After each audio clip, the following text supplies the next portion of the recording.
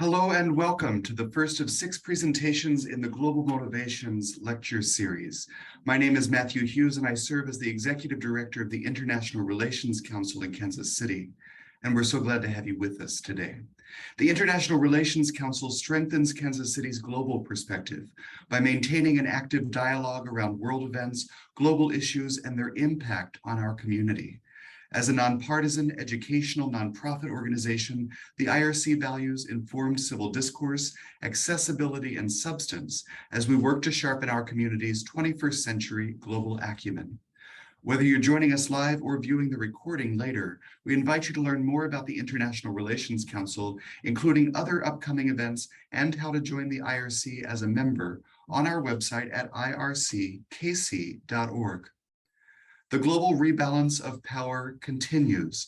The ambitions, alliances, and actions of world powers have accelerated shifts in the international order that was framed in the waning days of the Second World War. What interests countries on the world stage today? What outcomes do they seek, and what role do cooperation and competition play? In the 6-part virtual series, we'll be painting a portrait of 6 world powers, their internal and external drivers, their evolving role in the community of nations, and what this means for the rest of the world.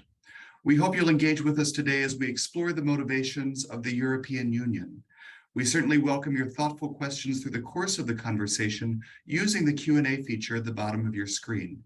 And do check out and share other IRC conversations as we consider a range of critical issues in the coming weeks.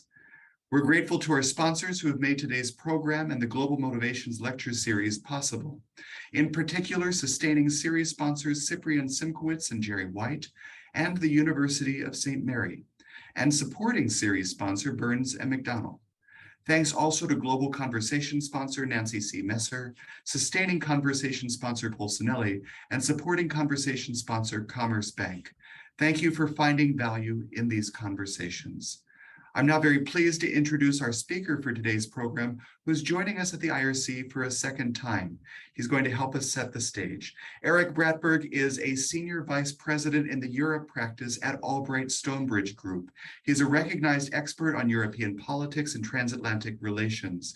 Prior to joining ASG, he served as Director of the Europe program at the Carnegie Endowment for International Peace, where he developed and led several major initiatives related to U.S. dialogue with the European Union on topics including China, technology, and climate.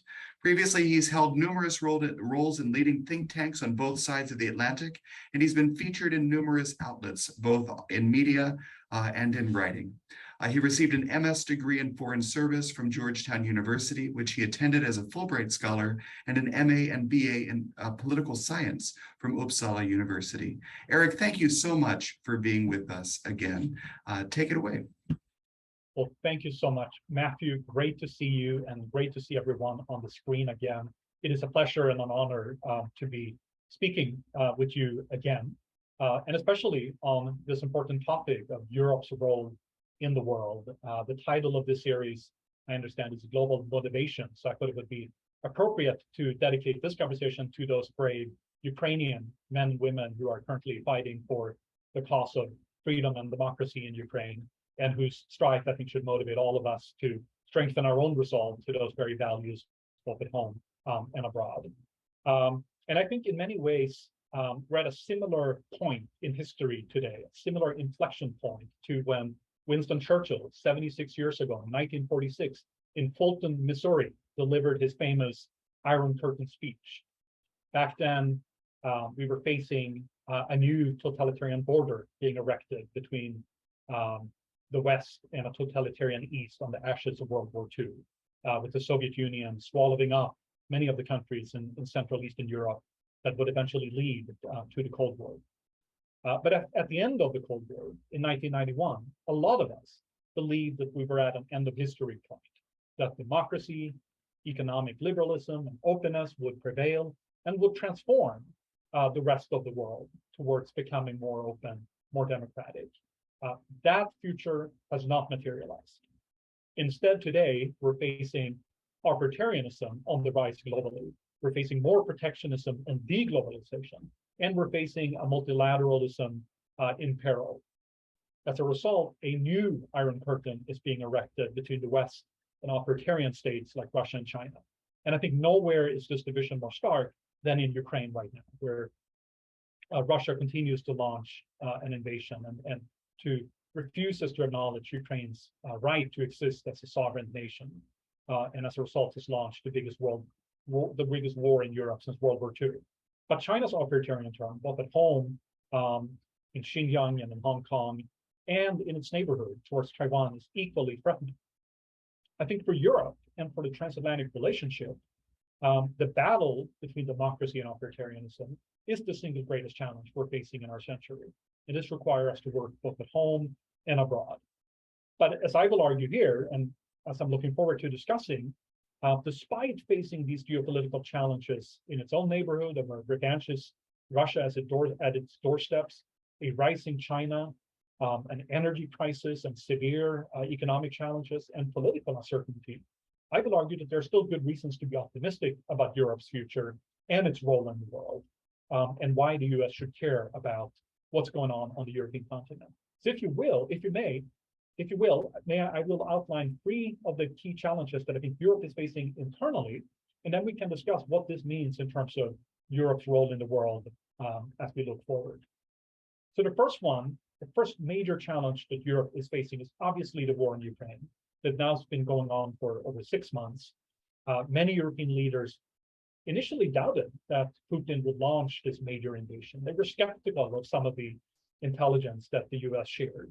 And maybe they underestimated Putin for a number of years, believing that engagement with Russia, both diplomatic and economic, would prevent the kind of atrocities that we're currently seeing in Ukraine. So 6 months in, obviously, we're at a very difficult point. Over 5 million Ukrainian refugees, thousands of dead civilians, billions, if not trillions, of destroyed property and infrastructure, and no apparent end in sight to this conflict. We have seen a Ukrainian counteroffensive in recent days, pushing Russia back, retaking about half of the territory that Ukraine lost since the end of February, and boosting Ukrainian morale.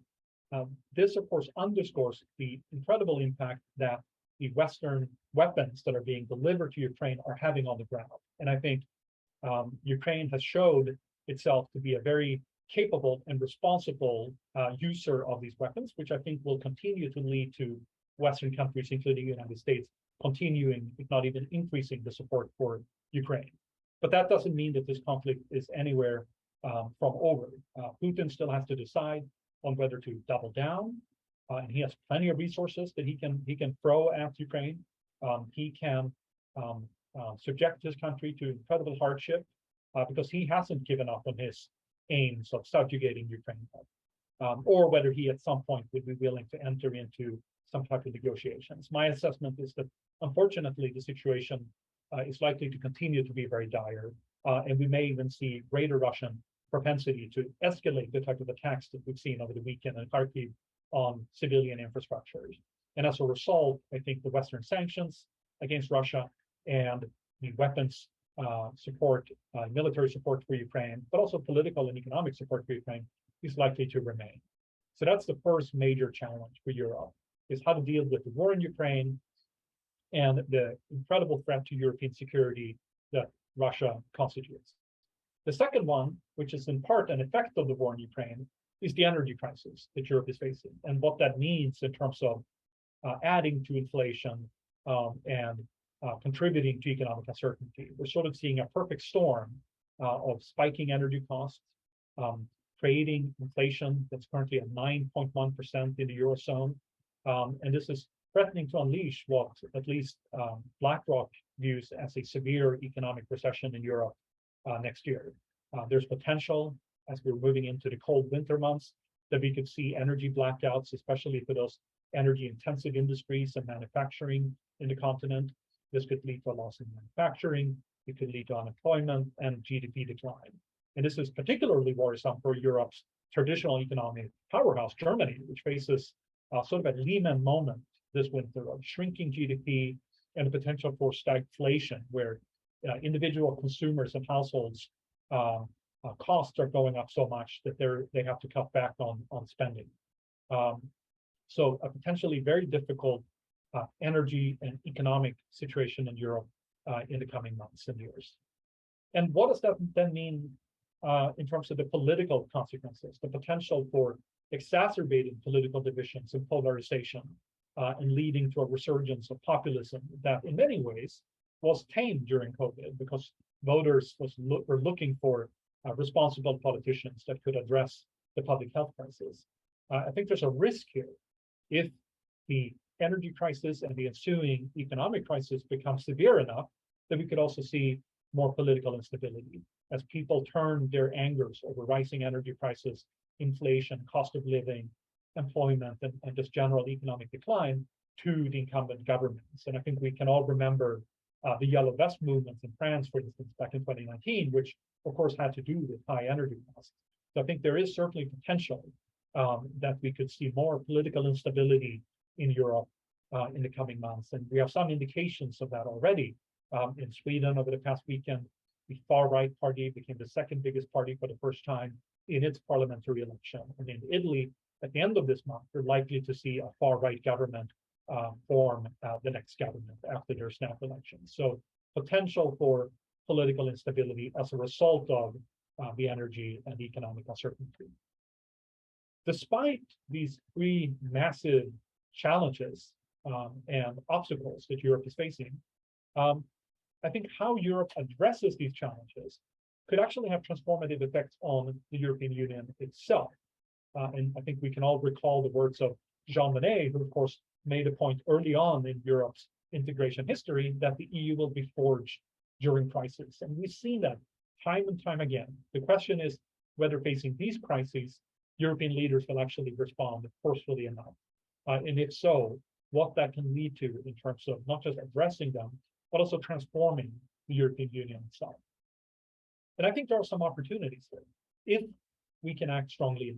I think the Ukraine war, while obviously awful, is an opportunity to make Ukraine a success story. What I mean by that is already we've seen Ukrainian being very incredible at defending themselves and pushing back, but we've also seen Western countries, the US and Europe, stepping up to the plate, providing support for Ukraine. We've seen NATO, which was very much in doubt during the Donald Trump administration, now become stronger than ever. And we've seen the European Union, which traditionally has kind of shied away from security and defense issues, actually step up and provide direct military support for Ukraine, several $billion of military assistance from the European Union on top of the member states to Ukraine, and currently is planning to help Ukrainian troops with military training. So this is a major transformation of the transatlantic alliance and on the European Union as a geopolitical player in and by itself. And I think it's likely that we're going to see more cooperation and integration in Europe on security and defense issues going forward in coming years. I also think once hopefully this war is behind us and we can move toward a rebuilding phase of reconstructing Ukraine, making it modern, bringing in investments in repairing infrastructure, making Ukraine fit for the 21st century again, that this could unleash a great opportunity to incorporate Ukraine into the European family. The EU, as you know, has already offered Ukraine the aspirant status to become a future member. I think once this war is over,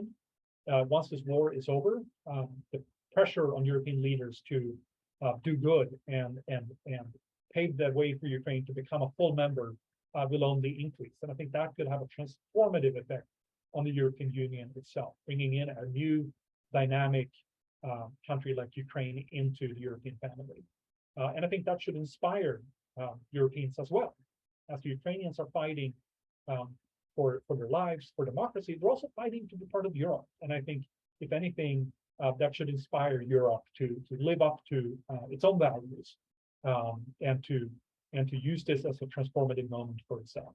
So as awful and dire as the situation in Ukraine is, it is ultimately an opportunity for the West to demonstrate resolve and to make sure that Ukraine comes out of this successful and becomes fully integrated into the West. The second opportunity, I think, is addressing Europe's energy dilemma once and for all. Europe has in many ways due to its own mistakes, made itself overly dependent on Russian energy for years. The energy crisis that we're facing right now didn't just come out of the blue. This is a result of conscious decisions that European leaders, and Germany in particular, have made to become dependent on Russian fossil fuels, with all of what that entails in terms of political influence, the ability of Russia to blackmail European countries. So what the crisis in Ukraine has done is to accelerate the shift away from Russian fossil fuels and accelerate the shift towards new sources of energy like renewables. And this is a major change. Already, the share of Russian energy in Europe has gone from 40% to 9%. Consumers and industries in Europe are slashing the demand on Russian gas. Europe has attracted other sources of energy and is continuing to incentivize moving towards being completely cutting dependence and reliance on Russian oil and gas over the coming months. And that will reduce Russia's ability to finance its war, but will also reduce Russia's ability to exert that type of political influence in Europe. And I do think we should also expect to see, we saw some examples of the type of countermeasures that European leaders are contemplating in order to deal with the current pressing energy crisis. But I think we should also expect to see over the coming months more comprehensive reforms to create a more integrated and reformed European energy market, something that is long overdue and very much needed. So there's an opportunity to turn this around and solve Europe's energy dilemma once and for all. The third opportunity, in response to the political challenges that Europe is facing, is to reconnect with voters again, voters who feel ostracized and left out.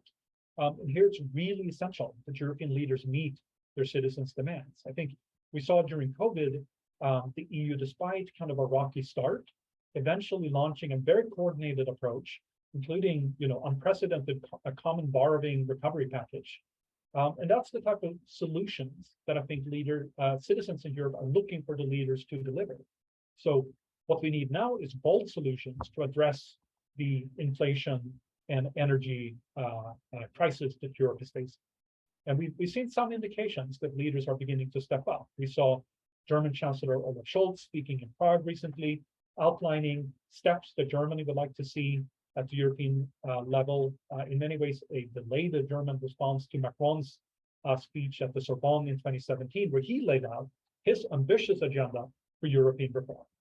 But this can't just be a German-France enterprise. This must be something that other European countries from Central Europe, from Northern Europe, and elsewhere also contributes to shaping as part of a grander European debate about its own future and the type of reforms that are needed. And I think we saw today in her State of the Union address that Commission President Ursula von der Leyen, in many ways, will support some of these efforts to make the EU a more effective player, both within Europe, but also at the global stage. So signaling openness to discussing political reforms, and certainly reforms in the energy market. So what does this all mean for Europe's role in the world?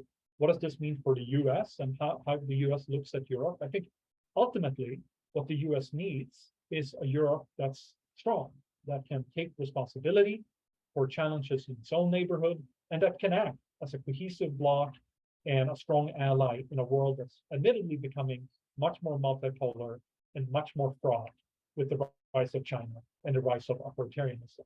And it can alleviate some of that strong role that the US traditionally has played in Europe, as the US will have to focus more on addressing China in the Indo-Pacific. So what I think we need is, besides continuing to strengthen transatlantic relations, it's really a new type of transatlanticism, one that is not just about the United States and Europe, but also about other like-minded countries around the world, including in the Indo-Pacific, other countries who share democratic values, and who we should focus on strengthening our relations with, strengthening our dependence with, and ensuring that as we are responding to Russia's war in Ukraine, and we're responding to China becoming more assertive in its part of the world, and in so doing, reducing our dependence and are addressing our vulnerabilities from those countries, but it doesn't lead us to become more protectionist and isolationist, but it actually leads us, the US and Europe, to invest more in each other and invest more in those countries around the world that share our values. And I think that includes countries in the global south, where admittedly, both China and Russia has made inroads in recent years during COVID, but certainly also during the Ukraine crisis, blaming the crisis on Western provocation, blaming the food insecurity on Western sanctions, for instance. Here, there's a huge need for the West to be present, to come with a stronger narrative, but also to offer alternatives, including economic alternatives, and making sure that we are attractive to these countries in the global south, and making sure that they don't align with Russia and China on these major challenges that we're facing. So as we're looking at this new Iron Curtain, if you will, to borrow again Winston Churchill's words, we must seek to draw closer to our friends and allies in order to jointly tackle these authoritarian challenges that we're facing in the 21st century. And as I would argue, the US doesn't have a stronger partner than Europe when it comes to this. But there are a lot of issues to discuss, and I'm very much looking forward to having a conversation and discussing all of these issues with all of you. Thank you. Erik, that was fabulous. Thank you so much for that overview. And I think you touched on some really important points that go together well and help us to drive this conversation forward, because a lot of this isn't just about motivations in the world, right? It's about the ability of these countries, or the capacity of the European Union, to be able to carry things out elsewhere in the world and focus on bigger issues like climate, which of course Europe has been a leader on, and so on. I do want to look back a little bit. I mean, the Maastricht Treaty is nearly 30 years old at this point. A lot has happened since the early 90s. As you well know, and the notions of Europe and European, and even this concept of European Union. Someone said yesterday that there are 27 Europes in a sense, right? Because there are 27 member states of the EU who are very different from one another. You're talking about Germany and France sort of being the de facto leaders right now. Hungary is in a very different situation, right? And sort of the devolution of democracy in Hungary in a lot of ways. What could the framers of the EU not have predicted about the world in terms of how Europe would need to evolve during that time? Yeah, great question, Matthew. I think probably a lot of things that one could not have anticipated even a few years ago about how the world would evolve and how Europe needs to respond to it. I mean, I think in many ways, as we've kind of discussed already, I think the EU in many ways was an example of, kind of embodied that belief in the end of history, that sort of multilateralism, trade, integration would prevail and be successful. I think the challenge for Europe right now, at least at a global level, is responding to a world where that's no longer the norm, a world that's becoming much more closed, much more divided, while still kind of staying true to your values, right? But doing so will require some shifts. So I think in terms of Europe's role in the world, I do think that needs thinking about how do we, continue supporting free trade while reducing vulnerabilities on countries like China and Russia. How do we strengthen relations with other countries? How do we forge multilateralism and perhaps minilateralism with smaller groups of countries on things that we can agree on? How can we promote global norms? And I think in many ways, this is what Europe has tried to do, certainly in the technology area, certainly in the sustainability area, kind of becoming the rule setter that then the rest of the world will kind of adopt from and to lead by example on the regulatory bit. So I think that's certainly a big part of it. But looking internally within Europe, because I think your question also speaks to that. I mean, the question is, how cohesive is the European project today? I mean, 27 members, potentially, if Ukraine and other countries eventually would become a part of the EU, it would even, be even larger. Does the current system, is it fit for task? Does it need reform? I think there has been discussions underway.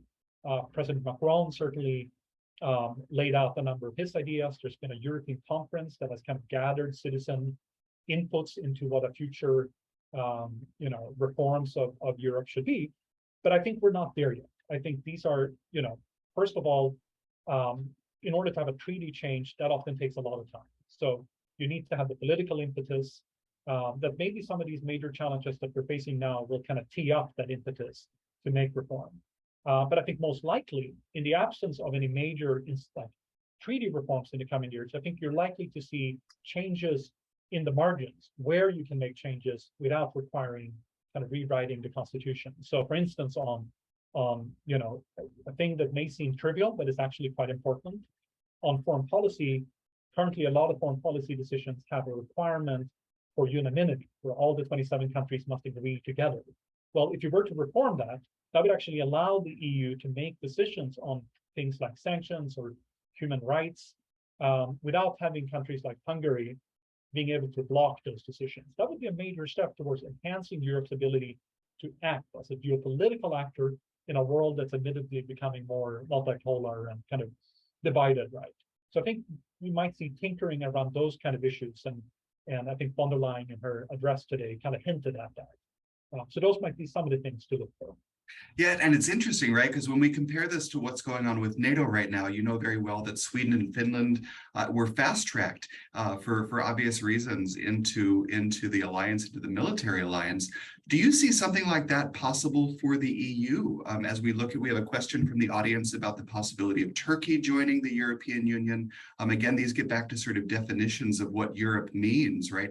For many people, for a long time, Russia may have been considered I think that question is off the table now, right? But, Russia may have been seen as a European country. So what sort of intentionality, I guess, is there, or deliberateness, or maybe even stodginess is there around how countries are brought into the Union? Yeah, I mean, it's a great question and a great topic. I mean, I think in many ways, in recent years, we've seen kind of that willingness to keep expanding, to enlarge the European Union, kind of begin to falter, right?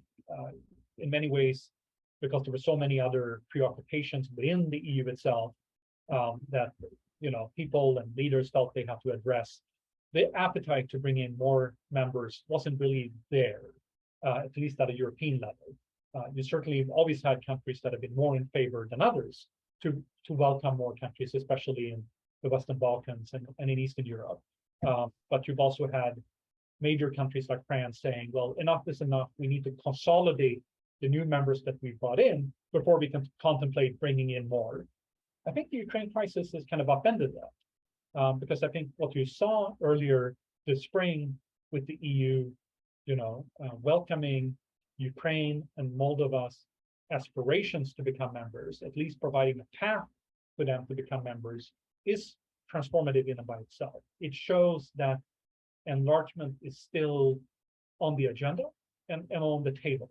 It may not be realistic tomorrow, but it certainly is at the top of the political agenda. And most likely, in terms of the next countries to join, we're probably looking at countries in the Western Balkans.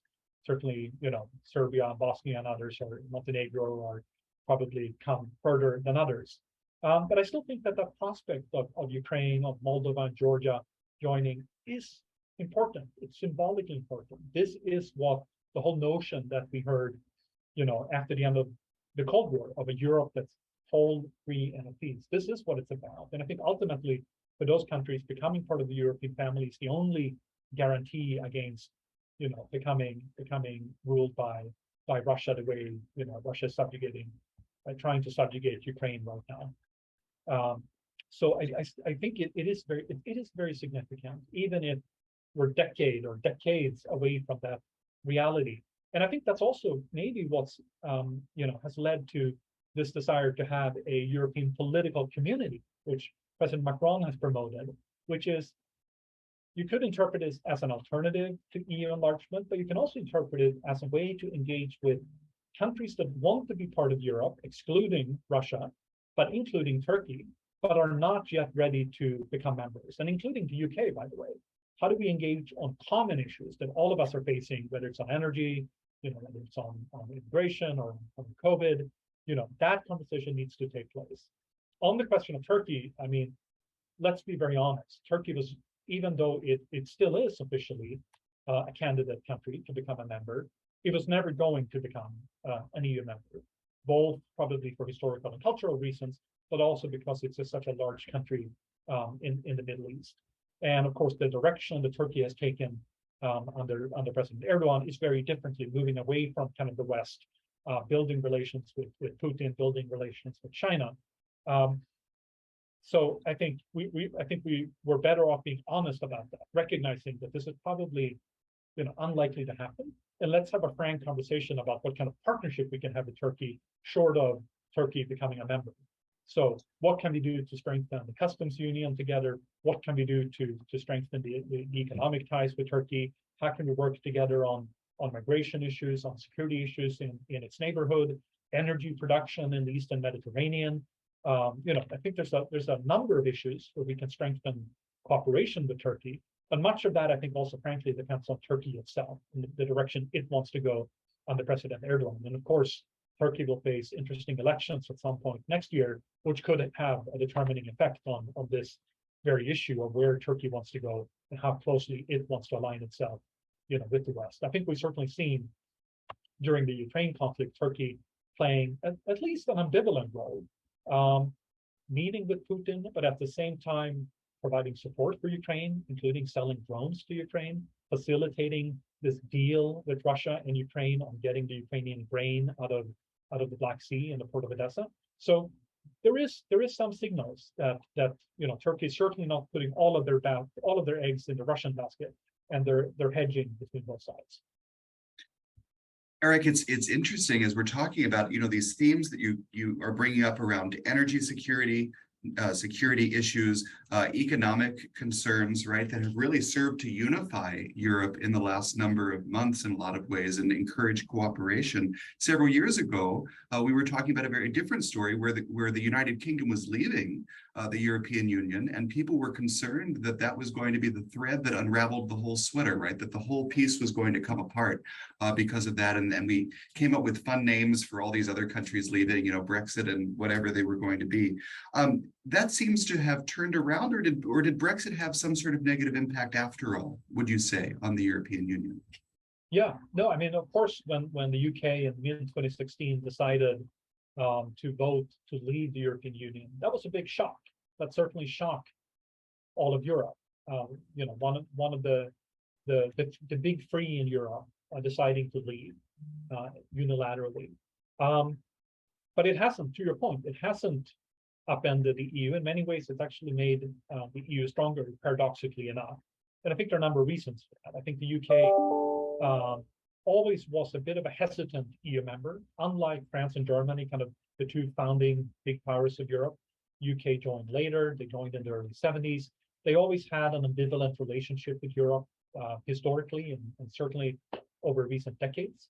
They wanted to maintain autonomy while still being members, so kind of have a leg in while still maintaining independence in many areas, including when it comes to police and judicial issues. They weren't part of the Schengen. They rejected the euro. So in a number of areas, they kind of still stayed on the sidelines. But I think more importantly, I think also the experience of Brexit itself and how messy it has been, how difficult it has been to untangle yourself from the integration that at the core Europe really is. It's a common market with rules and regulations that binds countries together. And to vote to leave is one thing, but to untangle yourself from that and set up your own rules is very, very difficult, as the UK has experienced since it formally left the EU at the end of 2019. Also, of course, the ongoing challenge that is still unresolved when it comes to how to deal with Northern Ireland, which has the potential, to be a constitutional challenge for the UK itself and the integrity of the United Kingdom. Right? So I think a lot of countries that may have been tempted a couple of years ago to follow suit, or at least to contemplate having a referendum. We certainly heard that. That was a common refrain from European populists a few years ago, to have a referendum on EU membership or membership in the Eurozone. That has completely gone away. And I think that's in part due to that negative experience that the UK have had, and kind of the bad precedent that sets. But also, to your point, Matthew, the EU's ability to step up and address some of the major challenges that the EU has faced in recent years, whether it's on COVID, whether it's on the migration crisis, which of course was one of the major reasons why the UK decided to leave because of immigration. So I think, and we've seen that reflected in polls. European citizens are more supportive of the EU today than they were around the time of Brexit. That doesn't mean that everything is fine and well, and we can pat ourselves on the back and, and relax. As I talked about initially, we're facing really big challenges, and it's important that European leaders address them full on. Otherwise, I think there is a risk that we could see a resurgence in a type of populism on both the far right and the far left that seemed to have gone down a little bit in recent years, following making inroads in elections recently. But I also think that this is less existential in the sense that even if you get a far right leader, that will win in Italy, say at the end of this month, even if Le Pen in France would have beaten Macron earlier this year, it wouldn't have led to the type of existential challenge of these countries leaving the EU, because that's simply not a feasible option for them anymore. They recognize that. It's more of a challenge of what kind of role will these populists play within Europe and shaping the future direction of Europe. And that's certainly what Hungary in many ways has tried to do. But I think, and this is my last point, I think what's important is that Hungary is today much more isolated than it was at the beginning of the Ukraine war, because countries like Poland, that admittedly also have quite a far-right government that previously was on quite friendly terms with Hungary on a lot of issues, have really consolidated, their role within the European Union. They've improved their relations with Brussels. They've improved their relations with Washington. And I think that means that Hungary is much more isolated and has far fewer friends.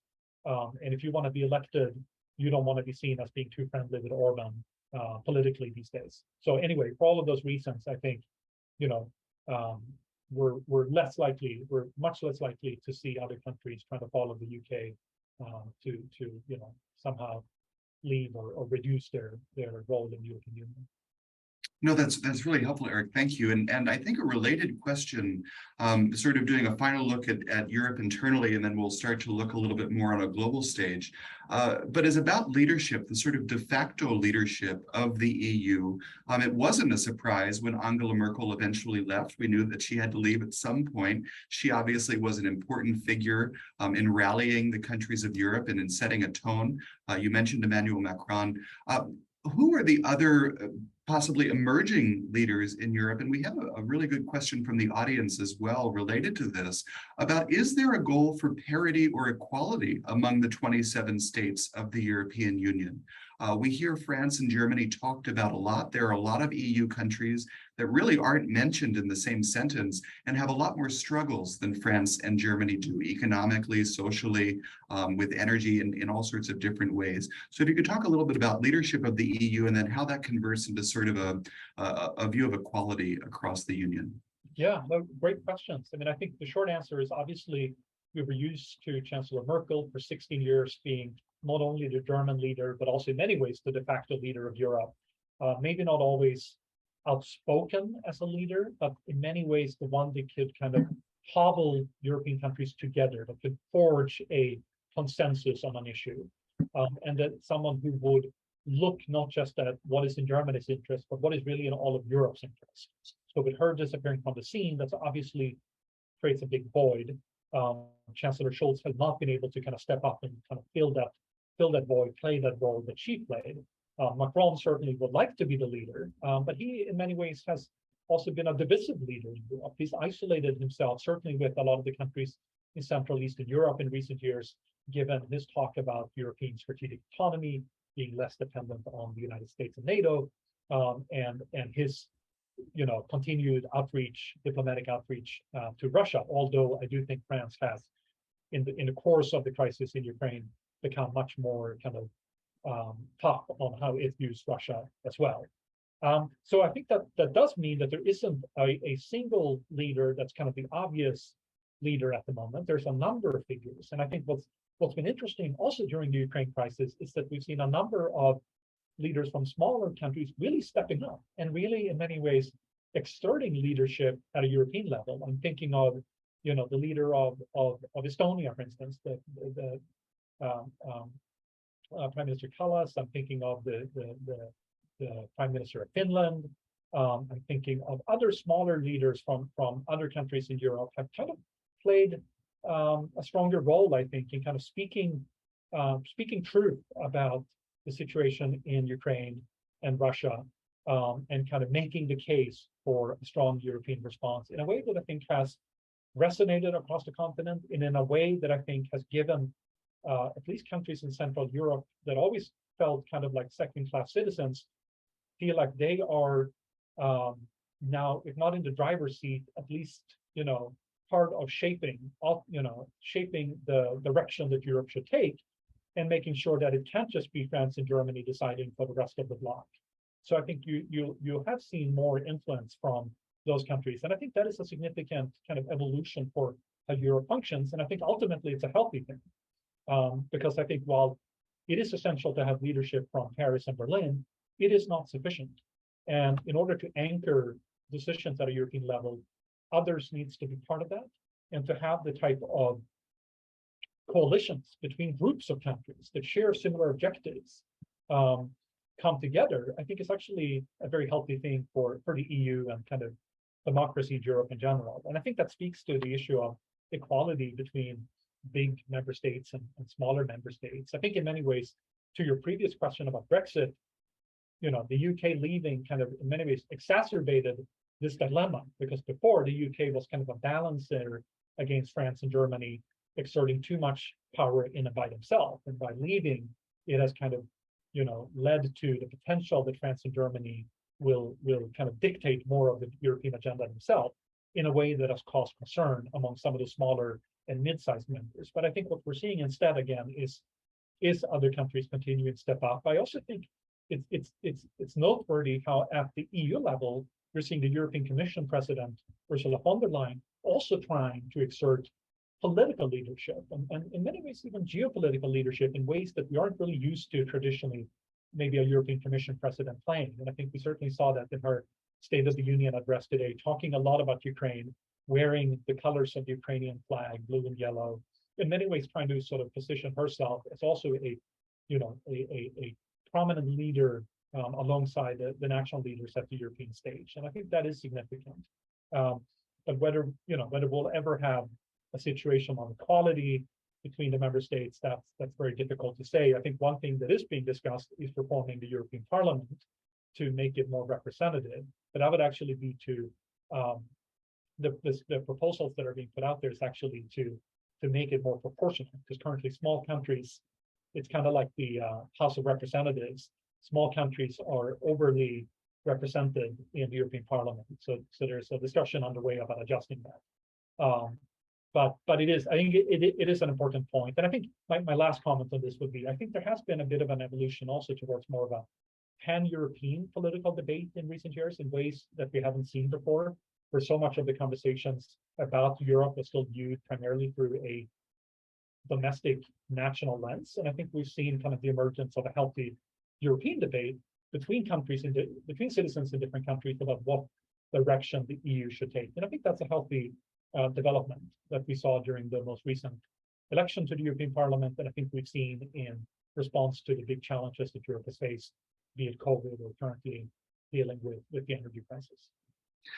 So it's interesting, and as we pivot to sort of the larger world stage, and we think about this multipolarity that you've been talking about, Erik, with as it's traditionally been conceptualized, at least in the last few years, Europe is not necessarily one of the poles that we're talking about, right? It's US, Russia, and China, and sort of this great power struggle and so on, right? Europe allies itself with the United States. But how does Europe as a whole, and maybe this came out in the State of the Union today, how does it see itself on the world stage? What functional role does Europe see itself playing in the world? Is it a standard bearer for the U.S. traditionally? The Roosevelt corollary back in the early 1900s was the U.S. is the policeman of the world, right? And we're going to go around and make sure that everybody's okay, a force for good, a builder of democracy, things like that. How does Europe as a whole conceptualize its role on the world stage? Well, I think traditionally the EU has seen itself as a defender of multilateralism, as a defender of peace and security around the world, and as a defender of free trade. But again, the multipolarity and the geopolitical challenges that the world is facing means that Europe's role is changing, has changed, and is changing. And I think the challenge that Europe is facing, to your point, Matthew, is that it isn't necessarily always considered one of the big blocs in the world, even though by virtue of population, by virtue of being the world's largest trading bloc, and by virtue of collectively having a military that's almost the size of the U.S., it deserves to be one of the key poles in the world. And I think that's in many ways what European leaders have been discussing in recent years: is how to be stronger at the global stage, how to leverage the different pieces in Europe in a way that's a stronger collective, in order to exert more influence to be able to shape the world in the direction that Europe would like to see the world go, which is towards more democracy, more liberalism, more openness, and try to withstand some of the pressures that are coming from other countries such as Russia and China. And that's a work in progress. But I do think that you have seen Europe becoming more comfortable, more willing to talk about power, to talk about geopolitics, to talk about even military power in ways that it wasn't before. And I think that's a step towards being more comfortable with trying to play also more of a hard security role than perhaps it traditionally has been. Of course, individual countries like France, the UK, remain strong military powers and have a presence around the world, but the EU as a collective has sort of shied away from that historically, and I think that is beginning to change. And I think the Ukraine crisis will further accelerate this trend towards Europe becoming more geopolitical. But it does mean, I think certainly during recent years we've heard a lot from Europe about the desire to be more autonomous and more sovereign or more independent, whatever you want to call it, essentially ensuring that you can stand more on your own 2 feet in the world. And you've seen some steps in that direction. But I think what we're seeing right now in response to the crisis in Ukraine is also, I think, at the same time, a desire to work more closely with like-minded countries, including the United States, and the cooperation between Europe and the United States is currently very strong, but also work with other countries, whether it's other democracies in Asia like Japan or Australia, or similar countries that kind of share values. And I think this will be the challenge for Europe, is continuing to kind of do the type of reforms that it needs to strengthen its own ability to be a cohesive foreign policy player and military security player, but also to strengthen relations with key players and key partners around the world. But ultimately, it's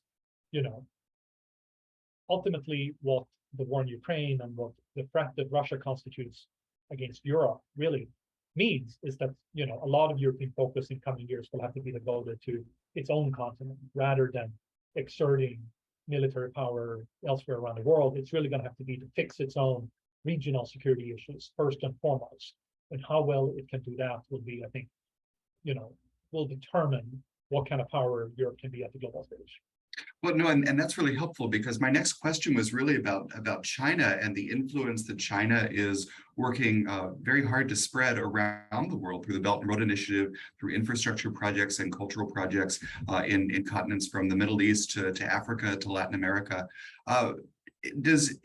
What is the European view of, and I know that's needs an asterisk and a nuance there, but what is the European view of what China is doing? And are there efforts, I know that you said that Europe is sort of working to get its house in order right now, but are there efforts to counter that or to sort of counter influence? I know in the US there's been concern that we've been asleep at the wheel, and that so many places where the US once might have had development projects or other engagements, China has moved into and created maybe a more positive impression. So what is the European perspective on what's going on? In many ways, I think the European experience has been similar to the US in the sense that people are waking up and realizing, that there's a real challenge here that maybe we didn't pay enough attention to before. I think up until a few years ago, the European view of China was essentially, well, it's a big trading partner. We can sell our cars and other things to China. We can get some investments and we can deal with them. But I think increasingly, and I think initially this was driven by economic concerns. Now I think it's also increasingly driven by geopolitical and security concerns. That has begun to change. A couple of years ago, European companies started to kind of warn about, the lack of market access that they have in China and the kind of the unfair competition that they are subjected to. We've also seen a growing debate in Europe in recent years about Chinese strategic investments, kind of basically trying to siphon off European, technologies and innovation. Chinese investments into critical infrastructure, such as ports or telecommunications in Europe. Similar to here in the US, there was a debate around 5G and Huawei and to what extent, information communications, we can trust the Chinese. All of these things has led to kind of the European political and strategic class waking up to the China challenge and begin to discuss it more seriously. That doesn't mean that Europe is in exactly the same place where the United States is. I think that in many ways the debate in the United States has gone further than it has in Europe. I think in part that has to do with the fact that the US is a security player in Asia in a way that Europe really is not, right? But nevertheless, I think Europe has developed a much more vibrant discussion about what China's rise mean, not just in Asia, but also in Europe itself. With the Belt and Road Initiative, during COVID, we saw China, spreading misinformation about the virus or about the vaccine. During the Ukraine crisis, you've seen Russia, amplifying some of those Russian narratives about, Ukraine or NATO being provocative towards Russia, or, that it's the West's fault that we're seeing global food insecurity because of the sanctions, those type of things, right? So what that means, I think, is that, European perceptions of China have become much, much more negative in recent years. Again, amplified by COVID and other steps that the Chinese themselves have taken. Concerns about China's, human rights violations, concerns about its view of Taiwan, and so on and so forth. So, and in response, Europe has taken a number of steps to better shield itself, to basically kind of balance, how do we continue to trade with China? We don't want to completely decouple, but we want to trade in a way that's fair. So enacting new tools such as, making the trade more transparent, making sure that China can't use excessive subsidies, making sure that the European procurement market is more closed, making sure that you can screen foreign investments as they are coming in, adopting new export control restrictions, so on and so forth, taking steps to basically make the economic relationship with China more fair, more balanced. So those are significant steps I think that Europe has taken and will continue to take. I think what we're also seeing is steps to ensure that Europe can also compete better with China. Investing in, Europe, similar to the US, has its own CHIPS Act, investing in its own semiconductor capacity, trying to boost the industrial policy in Europe to better compete against China on those key emerging technologies, AI, quantum computing, so on and so forth. But to me, the key question here is how can Europe do this, not just alone, but together with the US and other countries? And there, I think there's still more work to be done. The US and the EU are talking very closely about China and about some of these technology and trade issues in the context of the Trade and Technology Council that has been established between the Biden administration and the EU. Those are important vehicles to be able to have that conversation across the Atlantic, but it is also important to bring in other potential partners, such as Japan or Australia, into those discussions and ensure that we have a more coordinated kind of joint approach, as we're all dealing with what is ultimately very similar challenges stemming from a rising China and the role that it wants to have in the 21st century. Yeah, so the coordination theme has definitely come out today. And before we run out of time, I do want to make sure we dive a little bit more into the energy security question that you mentioned earlier. We do have a question from the audience a member who is concerned about the coming winter and the reliance on Russian oil and gas and how Europe will be dealing with that. And I'll just add to that, Erik, how does that couple maybe with the existing efforts in Europe around fighting climate change and dealing with maybe new forms of energy and so on? Is this maybe a fortunate timing after all, or is it still going to be really challenging for Europe to find its way out of the situation? No doubt it's a big challenge. The winter is going to be very tough.